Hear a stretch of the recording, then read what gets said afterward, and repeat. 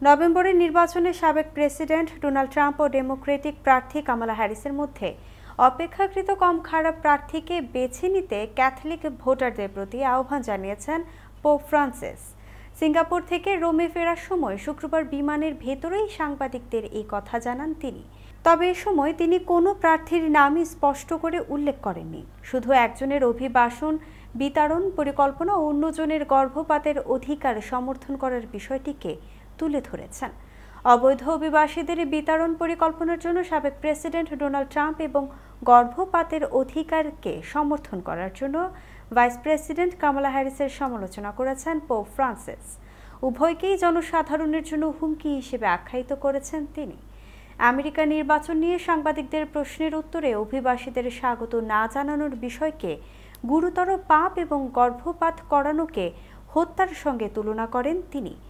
এমন পরিস্থিতিতে নভেম্বরের নির্বাচনে দুই প্রার্থীর মধ্যে অপেক্ষাকৃত কম খারাপকে বেছে নিতে ক্যাথলিক ভোটারদের প্রতি আহ্বান জানিয়েছেন।